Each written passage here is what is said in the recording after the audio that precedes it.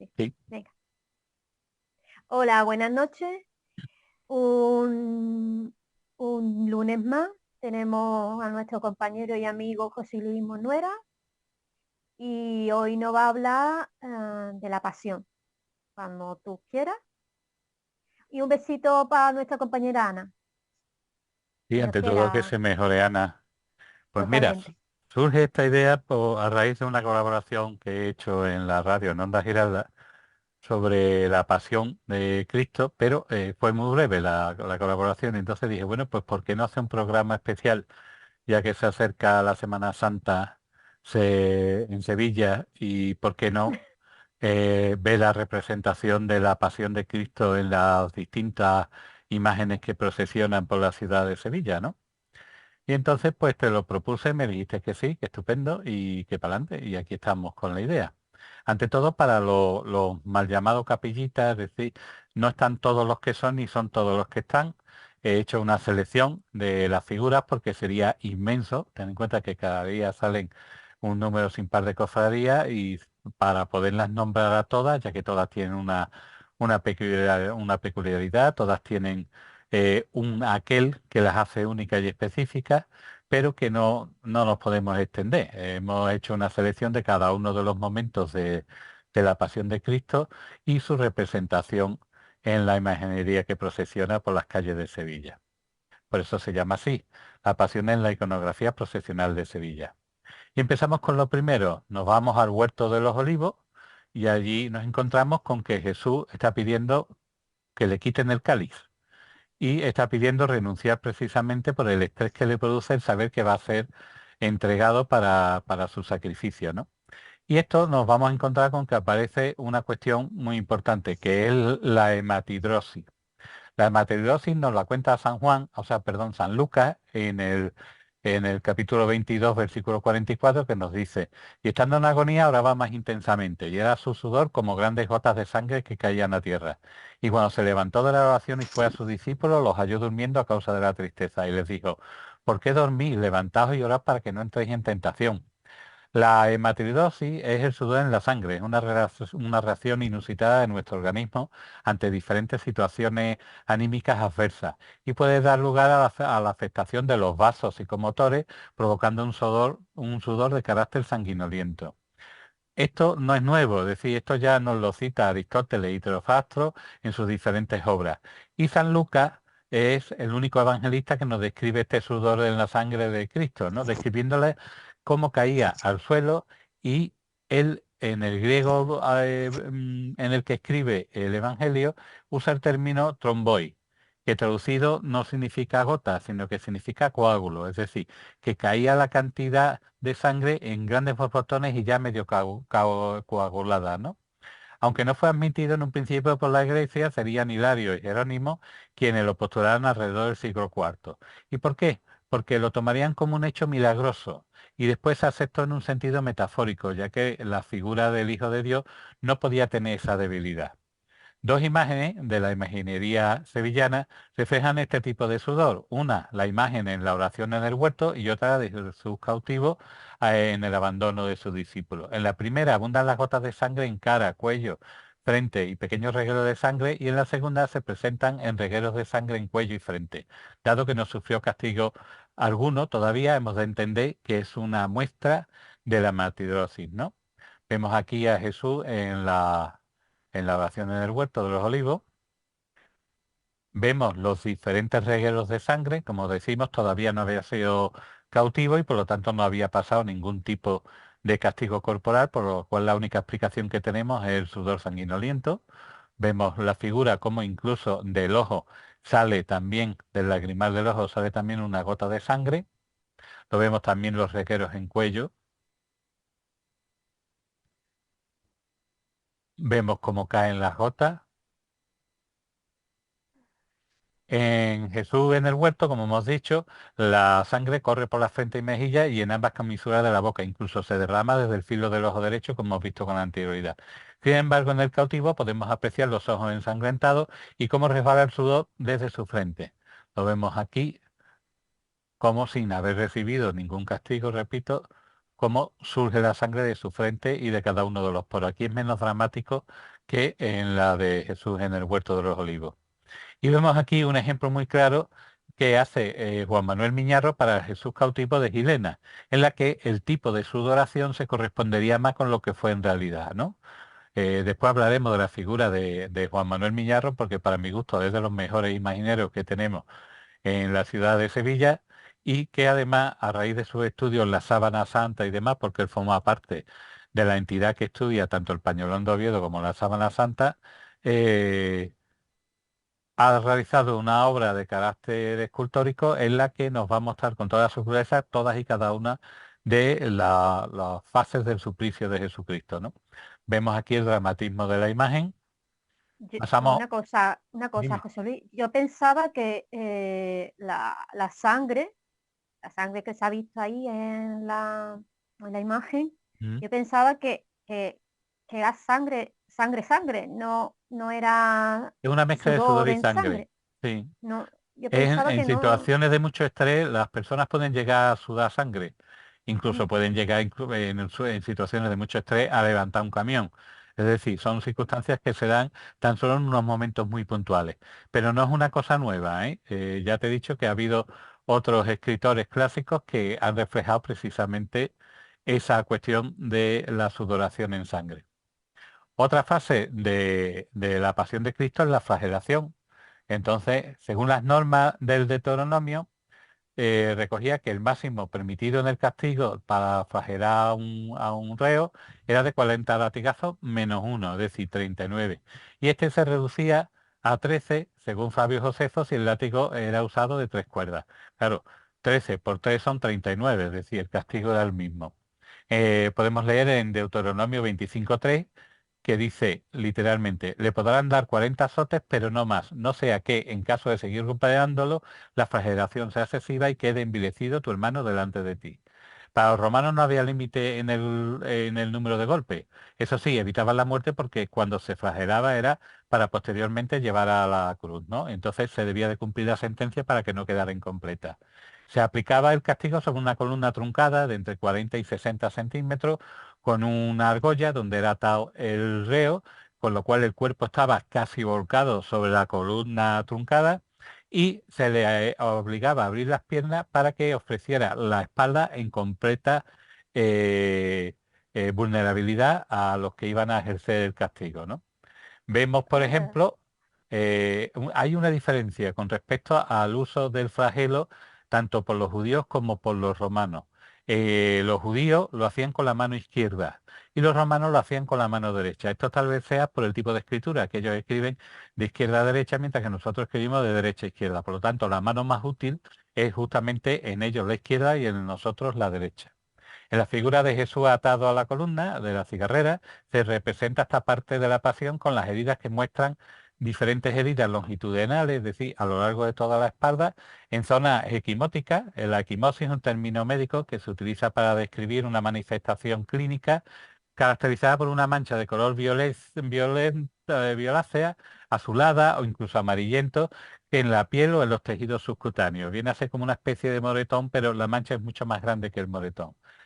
Y diferentes tipos de hemorragia, destacando la de la cresta ilíaca y la de la pierna derecha. En esta imagen no se ven. Vemos el tipo de flagelo que se usó. Se usaban con una serie de tabas o huesecillos de astrágalo de carnero que se usaban, se ataban al flagelo y el problema que tiene es que tiene como una forma de X. Y esa forma de X, una vez se clava en la carne, al tirar produce desgarro. Con lo cual los latigazos no eran un mero latigazo como vemos en las películas, sino que lo que se producía era desgarros en la piel que llegaban hasta incluso al hueso. Vemos aquí la posición en la que estaría el reo y cómo en el caso del hombre de la Sábana Santa fueron dos los que le golpearon con distintas estaturas, que no es el caso que nos atañe, ¿no? Vemos aquí las heridas del Cristo atado a la columna de la cigarrera. ¿Por qué me he basado en este tipo de estudio? Pues porque para demostrar que en la imaginería no solo sevillana, sino de todo lugar. Lo que pasa es que aquí el barroco es menos sanguinoliento que otro tipo de imaginería más del norte, ¿no? Que suelen ser mucho más crueles con las heridas. Pero existe un gran verismo con las heridas, es decir, existen diferentes manuales de la Pasión de Cristo vista por un médico, de diferentes estudios forenses sobre la muerte de Jesús, en la que demuestra que en la iconografía barroca sevillana se da ese tipo de verismo a la hora de representar no solo las heridas, sino las diferentes contusiones que aparecerán, ¿no? Veremos ahora muchas que no entran dentro de la lógica, pero que sí forman parte de ello, ¿no? Como veremos algunos desollados de rodillas y demás. Vemos aquí un ejemplo de cómo fue castigado el hombre de la sábana, es un ejemplo como si fuera la figura de Cristo, según el Cristo sindónico que hizo Juan Manuel Miñarro, y vemos la cantidad de contusiones que recibió por todo el cuerpo, ¿no? Por delante y por detrás, según todos los regueros de sangre que aparecen tanto en el anverso como en el reverso de la sábana santa. En la figura de Jesús de la humildad y paciencia de la Sagrada Cena podemos apreciar la espalda cruzada de lesiones de flagelación con heridas contusas, equinosis, dislaceración de la piel y tejido celular subcutáneo a la vista provocada por la acción de los flagelos, como puede apreciarse en este tipo de lesiones. ¿eh? Vemos cómo la espalda está francamente destrozada en el Cristo de la Cena, en la representación de Jesús al pueblo, en San Benito, perdón, en el Cristo de la Lanzada, nos aparece una imagen que es muy poco conocida, pero que se aprecian numerosas lesiones equimóticas, heridas contusas con heridas lineales con hemorragia. Todo esto a lo largo de todo el perímetro torácico de este Cristo, que mide aproximadamente unos 86 centímetros. Vemos la cuerda de las heridas y el verismo con el que están representadas. Madre mía. Wow. Claro, la coronación de espinas es otra de las fases de la pasión de Cristo. Fue improvisada, de hecho es un hecho que después veremos que tan solo sabemos que se le coronó con espinas y demás porque nos lo dicen los apócrifos de Nicomedo, de Nicodemo y los hechos de Pilato, antes de la crucifixión supuestamente y después de haberlo castigado con los latigazos. Esto fue improvisado usando el tipo de espina que se da en Palestina, muy cerca del Córgota, que es el Sísifus o el palinuro, aculeatus, que se distingue por tener un aguijón blanco en forma de espina recta situado a cada lado del peciolo. Es decir, vemos cómo la vara tiene una espina a cada lado de lo que sería la ruta de la vara y que además no es rígida, con lo cual se puede moldear con facilidad para darle esa forma de corona, que no de como tal lo vemos, que lo vemos con una forma así como de corona básica, pero en realidad fue un casquete. Y la base en la que nos basamos precisamente para saber que era un casquete y no una corona es precisamente en que aparece en un fresco encontrado en el siglo II en las catacumbas de Pretextato, donde aparece la figura de Cristo con una corona, con una especie de casquete ¿eh? de espino en la cabeza. Casquete de espino tal como aparece aquí, ¿eh? En el Museo de la Pasión, en Jerusalén. Podemos ver este casquete de espino. ¿eh? Y, por ejemplo, en el Cristo del Calvario podemos ver multitud de heridas en la frente con forma de botonadura, como una reacción inflamatoria en todo el contorno con regueros de sangre y zonas equinóticas en la frente.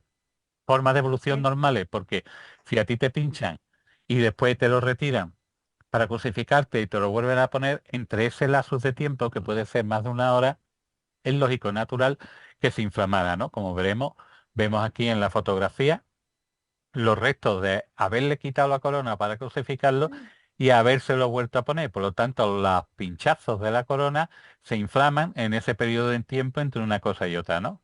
Y lo vemos aquí, que son detalles que pasan desapercibidos al vulgo en general, ¿no? Entonces, ese casquete es mucho más peligroso que una corona, porque Evidentemente, clava toda el perímetro de toda la la cabeza. cabeza. Así se aprecia en el hombre de la Sábana Santa, que nunca, ninguno de los estudios hace referencia exacta a que sea Jesucristo, porque no está reconocido por la Iglesia como tal, pero sí hace referencia al modo de castigo que tuvo esa persona que está en la sábana, que es muy semejante al tipo de castigo que recibió Jesucristo en la Pasión, ¿no? Vemos aquí el Cristo de la Coronación de Espinas, de la Hermandad del Valle, que vemos aquí cómo aparece también una herida esquimótica y vemos también cómo aparecen hinchazones precisamente de la retirada de la corona de espinas. Vemos en Jesús del Gran Poder, podemos observar en la ceja izquierda una espina clavada, la vemos aquí, ¿eh? Una espina suelta que se la ha clavado en la ceja y tiene también en el antihélice, es decir, en la parte curva anterior a la forma de hélice que lleva el pabellón auricular, también tiene otra espina, de la cual no he podido conseguir ninguna fotografía, ni con el tele las que me han salido borrosas. En el Cristo de la Buena Muerte presenta una gran zona equimótica con hematoma y edema en la parte frontal superior y dos heridas punzantes en la mitad inferior de dicha región producidas por heridas. La vemos aquí, esta zona equimótica. Vemos también las heridas producidas, incluso en la región frontal izquierda, es decir, esta de aquí, podemos observar una herida que provoca el fruncimiento de la piel con edema en los bordes y que nos da la sensación de ser una herida muy profunda, afectándose incluso por una posible necrosis, por la forma en la que se ha trabajado la forma de la herida por parte del imaginero y la parte interior en la que la gubia la ha metido más para adentro y le ha dado un aspecto oscuro y más equinótico, ¿no? Vemos en el eceomo una cuestión que es curiosa porque se supone que es la figura de San Esteban, nuestro Padre Jesús de la salud y el buen viaje, que se le llamaba así porque todos los que iban a salir por la puerta de Carmona, lo último que veían era la iglesia donde se refugia este Cristo, el Cristo de San Esteban, y vemos aquí una cuestión muy curiosa, que es que sin haber cargado con la cruz aparecen unas heridas ya de carácter de contusión que posiblemente fueran realizadas durante la flagelación. Es decir, son heridas contusas de bordes irregulares que muestran el tejido celular subcutáneo reproducido con gran verismo. Lo vamos a ver aquí en detalle. Oh. La herida de las rodillas, todos nos hemos caído de chicos y nos hemos hecho una herida así similar. Entonces, como se produce en una etapa, en un estadio anterior, que es cuando la flagelación y cuando se le pone la corona de espina, etcétera, se supone que esas heridas están hechas de roce mientras estaban produciéndose los azotes de roce contra el pavimento o de las diferentes caídas ante el palo, la multitud de palos que estaba recibiendo a modo de latigazos, ¿no? En el Cristo de la Sentencia de la Macarena también se observan diferentes contusiones típicas del maltrato, que no son apreciables porque fue concebida esta figura para vestir. Sin embargo, el artista Felipe Morales Nieto lo reprodujo en su totalidad. Es decir, que es una talla entera, no es una talla en la que hay solamente el busto, las manos. Y aquí el Cristo está representado entero y con las diferentes contusiones de parte de la pasión, ¿no? La cruz a cuesta es otra parte de la pasión mientras Jesucristo va yendo hacia el Cólgota con la cruz a cuesta. Quien mejor la representa es la figura de Jesús del Gran Poder, que carga con la cruz en su lateral izquierdo, tiene la cabeza inclinada hacia adelante y formando un ángulo de 45 grados, mostrando unos muslos mucho más largos que los normales anatómicamente, para reforzar la fuerza de la zancada y la extensión completa de la pierna derecha, aumentando la sensación de estar dando una gran zancada por la alejación de ambos miembros. Para que nos demos cuenta, la distancia entre ambos talones supera los 76 centímetros, lo cual es una distancia que jamás en un Cristo de Pasión que con la cruz a cuestas se ha superado en ninguna de las, hasta el momento, de las imágenes que procesionan en España, en toda España. Para que nos demos cuenta cómo el artista exagera las proporciones de la pierna e incluso de los brazos, les da diferentes tamaños. Por ejemplo, el muslo derecho mide 90 centímetros, cuando lo normal suele ser 40-45 centímetros. La pierna derecha tiene 46 centímetros, siendo el ángulo de la rodilla de 175 grados y del tobillo 88 grados. El muslo izquierdo tiene 65 centímetros, es decir, hay 25 centímetros de diferencia con el muslo derecho. Y la pierna 51 centímetros, es decir, tiene en algunos casos 6 u 11 centímetros de diferencia con la otra pierna. Y el tobillo tiene un ángulo de 83 grados. El talón derecho está levantado pero apoyado en la pierna, que ahora lo veremos. El brazo derecho mide 42 centímetros y el antebrazo 34. Y el codo hace un ángulo de 64 grados. Mientras que el brazo izquierdo mide 38, el antebrazo 28 y colocado en la cruz el codo hace un ángulo de 130 grados. Como vemos, el imaginero, para darle mayor expresividad, cambia todas las proporciones anatómicas exagerándolas para darle ese gran verismo, ¿no? Esa gran zancada como podemos apreciar aquí, ¿no? Vemos que es una zancada potente, poderosa. Si lo vemos en procesión, es una de las figuras que más impresión da en la noche de la madrugada sevillana, ¿no? Vemos aquí la Mm. distancia entre los dos talones, que son de 76 centímetros. Vemos uno de los talones, el talón derecho, que está puesto en el camarín y tiene un cristal protector, pero tiene un hueco el cristal para que se pueda besar.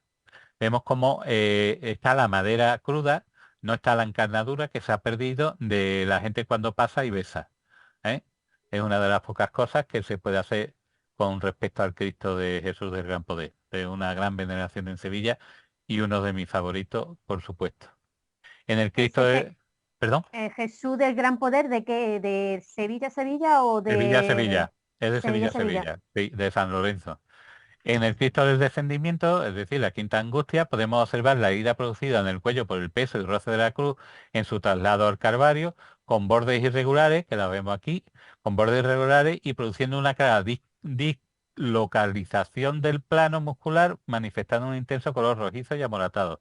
Es decir, aunque sea un Cristo que está en la cruz, o sea, siempre aparecen una serie de cuestiones que anatómicamente ha tenido en cuenta el imaginero, con lo cual está reproduciendo todos y cada uno de los momentos de la pasión, independientemente del motivo de la fe de esa hermandad, ¿no? También vemos la flexión del codo y parte superior del antebrazo izquierdo como aparece una herida enorme producida por el rozamiento de portar la cruz, produciendo una gran escara de forma contusa y de bordes irregulares, deshilachando el plano muscular. Es decir, cuando tú haces una imagen de un Cristo, pongamos por ejemplo el cartel este del Cristo de Semana Santa de este año, aparece un Cristo normal, sin ningún tipo de pasión, sin haber tenido ningún... Pero aquello tuvo que ser una auténtica carnicería. No hay palabras para poder expresar el mero hecho del roce aunque fuera nada más que el travesaño, el mero hecho de llevar ese peso y de el roce con la piel, si no, hoy día nos ponemos cualquier cosa las etiquetas mismas de las prendas de vestir y nos producen rozaduras, imagínate lo que es un tronco sin desbastar, el daño que haría en la piel de un ser humano semidesnudo, ¿no? Las tres caídas. Nuestro Padre Jesús de las tres caídas, la imagen muestra tres puntos de apoyo, el pie izquierdo, la rodilla derecha y la mano derecha. Vemos que tiene un perfecto equilibrio. En esta imagen lo he puesto sin la cruz a cuesta para que se pueda apreciar perfectamente el movimiento. En las penas de San Vicente es mucho más complejo el movimiento. Se ven las dos rodillas en tierra, rompiendo el equilibrio, logrando tras las caídas volcarse hacia el lado izquierdo y con unas complicadas angulaciones. Pongo aquí un esquema de uno de los libros de anatomía forense que he dicho, en la que se aprecia cómo está girando hacia la izquierda, tiene torsión del cuerpo, las piernas están mirando a otro lado y el brazo está torcido porque en este caso la imagen aparece sin la cruz, que estaría aquí, pero vemos la tensión que se produce en la figura, ¿no? Y cómo los diferentes elementos nos indican precisamente ese padecimiento. Pero nos hacemos aquí una idea de la figura desvestida, y la vemos la talla, la complejidad que tiene mirando de un lado a otro. En San Isidoro vemos por fin el derrumbamiento total de la figura con ambas piernas en el suelo, las dos rodillas en la tierra y una mano que sirve para levantarse en apoyo en una roca, ¿no? Lo vemos aquí con todo su verismo y en procesión. En el despojo de sus vestiduras, al pie de la cruz, los cuatro evangelistas coinciden que a Jesús lo despojaron de sus vestiduras, aunque no puede saberse si su desnudez fue completa. Lo que sí aseguran los evangelios apócrifos es que la desnudez de Cristo fue cubierta con la toca de la Virgen María.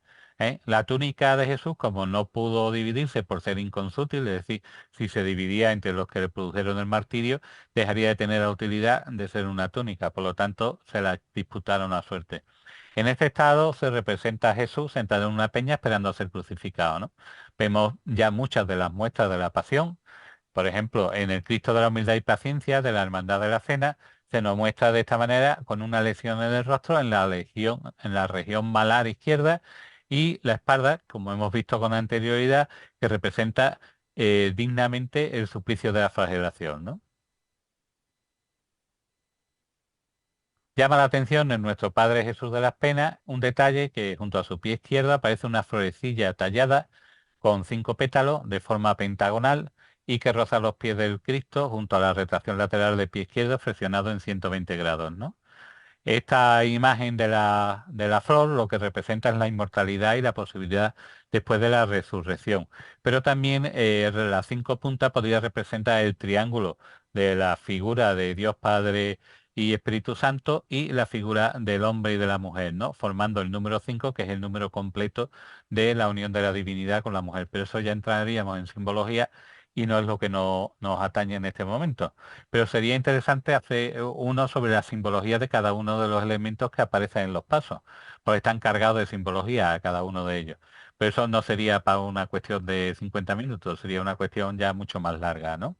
Y motivo posiblemente de un libro. La crucifixión en el Cristo de la Fe, el fruncimiento de la frente, el marcamiento de las cejas, los ojos implorantes y los labios resecos implican precisamente perfectamente la vocación de su misterio, que es la fe, ¿no? Vemos que tiene en el Cristo de la Fe, no es apreciable, perdón, nada, se me ha ido. Espera, está No impaciente pasa nada. está impaciente por llegar al final y deja de sufrir. Pues no sé, Pobrecillo. claro, no se ve, pero hay una espina también que atraviesa la ceja también de este Cristo. Veremos que muchos Cristos están atravesados por espinas, ¿no? En diferentes partes de su anatomía. En este caso era en la ceja derecha. Y también podríamos ver que el esternocleido mastoideo, que es precisamente el que va del esternón hacia el mastoideo, en la parte aquí de atrás, que es este músculo que cuando torcemos el cuello se hincha, está muy marcado precisamente por la torsión de mirar hacia arriba, adelante y a la derecha, formando un ángulo de 160 grados, que es un ángulo muy forzado y muy fuerte, muy duro para la representación de la imagen.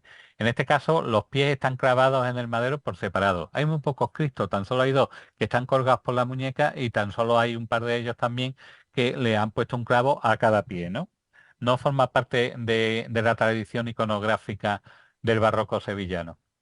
El Cristo de la Aspiración, el cachorro, la cabeza flexionada hacia arriba, los brazos ya sin fuerza en 45 grados, el tórax henchido como a punto de dar la última para expirar, la última respiración para expirar, el abdomen en vacío pero hinchado y la relajación de los muslos, nos representa justamente el momento de la muerte, que es uno de los Cristos mejor logrados.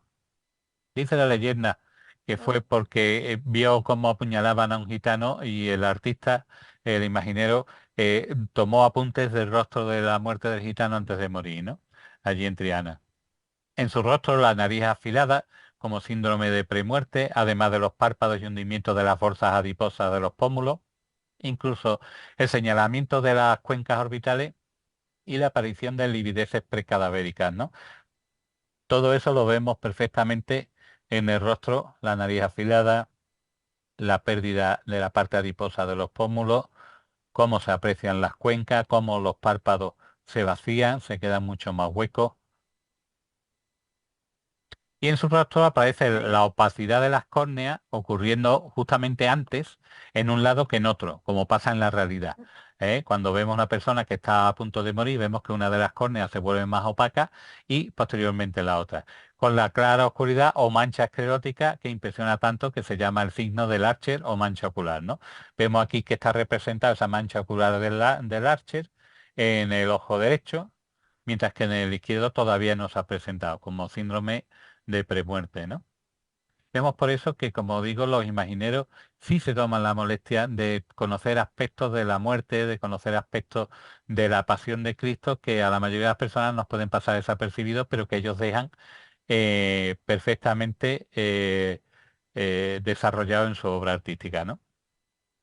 Las venas de los brazos y piernas aparecen llenas por su posición ortostática, como está hacia arriba, la parte inferior del brazo se ve perfectamente llena, lo mismo pasa con las piernas, están llenas de sangre, así como las venas cefálicas, la basílica y la media anterior, que son partes de la cadera y de las piernas, ¿no? Apareciendo en esta imagen todavía con los pulmones llenos justo antes de la expiración. Por eso se ve con el torso hinchado. La muerte. Son muchos los elementos que pudieron ocasionar la muerte en la figura de Jesús debido a los múltiples castigos que padeció. todos incompatibles con la vida, pero el golpe de gracia fue el que se le dio después de muerto, es decir, la lanzada. En la lanzada del miércoles santo aparece una herida singular que configura la forma de la hoja que reproduce tal herida. El borde superior de la hoja raja el reborde inferior de la quinta costilla y esta a su vez roza el reborde superior de la sexta costilla. Ahora veremos un gráfico, dejando el labio de la herida desgajado de forma ovalada. ¿Lo veis aquí que parece como una sonrisa? Mm. Wow. Entre las costillas se encuentra el plano muscular intercostal que se presenta en este caso abierto por sus fibras musculares insinuando la profundidad de la herida. Vemos aquí la lanza, cómo penetra entre la quinta y la sexta costilla y cómo llega a rozar el pericardio del corazón, haciendo que emane agua precisamente del corazón y sangre mezclada con dicha agua, ¿no? Aquí esto está extraído de una diapositiva del el estudio de la Sábana Santa, que dice así, dice, murió en la cruz por asfixia y posteriormente a su fallecimiento se le produjo una herida en el costado derecho entre la quinta y la sexta costilla, como ya hemos dicho, con un objeto de hierro de 5 centímetros de largo y de 1,5 centímetros de ancho, similar a la lanza que usaban los romanos. La lanza perforó la aurícula derecha y de la herida brotó sangre y suero pericardiático, confirmado según los forenses, ¿no? Entonces, podemos observar cómo Zidane llega al corazón y pasa entre la quinta y sexta costilla, que se ha reproducido con auténtico verismo en la figura anterior que hemos visto, ¿no? Ahí, aquí, y se conoce que llega hasta aquí la lanza, penetrando 5 centímetros y llegando a dañar de manera severa el corazón. En el Cristo de las Se cinco llagas, dime. José Luis, se podría decir que a lo mejor Cristo podría haberse muerto por esa lanzada, Se supone que, aparte de, se supone que ya aparte de estaba todo. muerto. Es Ah, decir, que cuando le dan la lanzada se supone que ya estaba muerto y por eso, cumpliendo las escrituras y cumpliendo las profecías, no le rompen las piernas, como hicieron a los demás. La muerte por crucifixión es una de las más crueles y de hecho estaba prohibido al ciudadano romano crucificarlo porque era una ignominia y era muy dolorosa. Y es que cada gesto para poder respirar tenías que apoyarte sobre las heridas de las manos y de las piernas. Claro, cada vez que respiraba era un dolor lacerante. Pero es que, claro, al quebrarte las piernas tan solo tenías el apoyo de los brazos. Y entonces acababas agotado porque llegaba un momento en el que se producía una necrosis muscular en el pecho que te impedía hacer fuerza para poder levantar tu cuerpo, para poder respirar y acababas muriendo por asfixia, ¿no? Era una muerte dulce. Por eso a Jesús se le ofrece una esponja con líquido precisamente para que se adormeciera y no, pero no hizo falta romperle las piernas, ya que la profecía decía que el Hijo de Dios no se le rompería ningún hueso, mientras que a Dimas y sus compañeros sí le rompieron las piernas para que pudieran dejar de respirar. En el Cristo de las cinco llagas observamos la particularidad de que está clavado por las muñecas, igual que el Cristo de la sangre, la herida del costado muestra abundantísimo sangrado. Vemos aquí la herida y como muestra mucha sangre. En el Cristo de la Veracruz, que es la imagen más antigua que procesiona en la ciudad de Sevilla, podemos observar la herida de la lanzada muy abierta, con granulaciones propias del tejido muscular y los músculos intercostales surgiendo la sangre del centro y del ángulo inferior de la herida. ¿Eh? En el Cristo del Amor podemos observar claramente la luxación del brazo izquierdo en la zona de la escápula humeral izquierda, es decir, en esta zona, observándose a su vez el edema reticular motivado por la carga de cargar el peso de la enorme cruz, ¿no?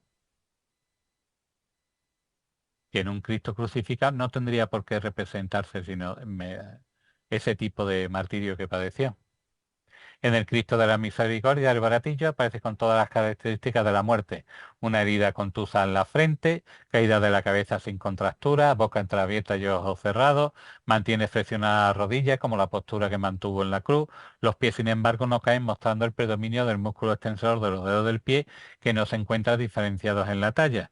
¿Por qué? Porque al morir la rigidez cadavérica hace que los músculos no puedan no puedan relajarse y al ser atravesados por el clavo lo que produce es esa tensión que en el Cristo al crucificarlos por las manos precisamente si lo clavas por la parte que es la parte de la muñeca eso afecta a un músculo que hace que el dedo pulgar se quede encogido dentro de la mano, ¿no? Y queda con una postura tal que así, ¿eh?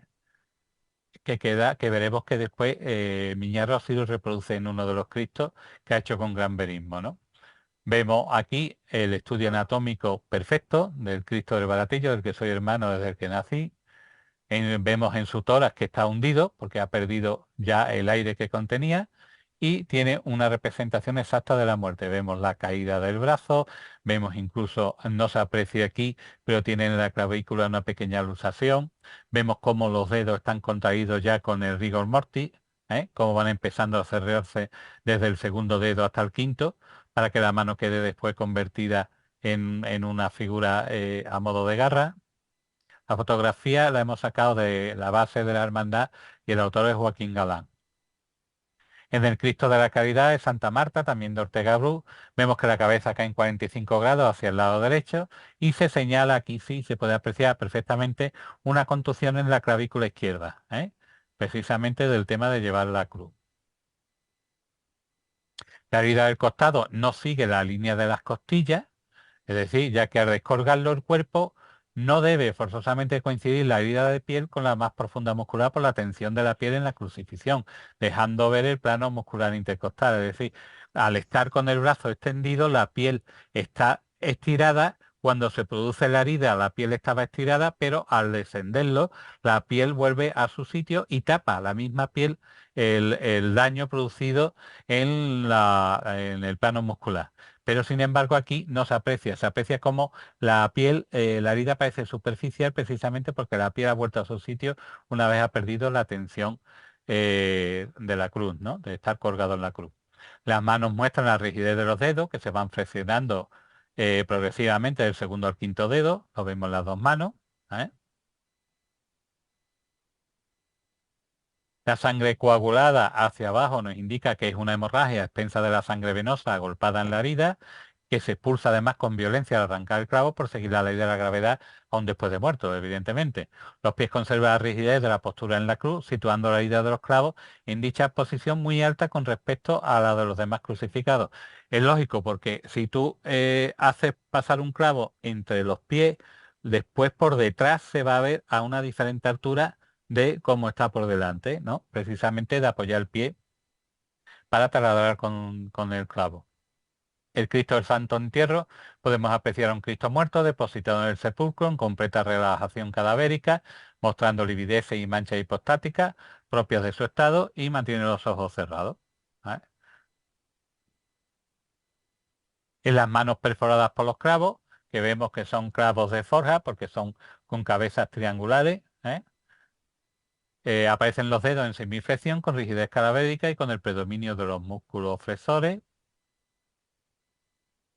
Y en su torso el hundimiento del vientre y el hombro izquierdo caído, con lo cual representa también un Cristo fallecido con todas las particularidades de la pasión, ¿no? La rigidez en la flexión de ambas rodillas, los pies rígidos que no caen, como ya hemos explicado anteriormente, manchas hipostáticas, mostrando el tipo de pie egipcio del segundo dedo más largo que el primero.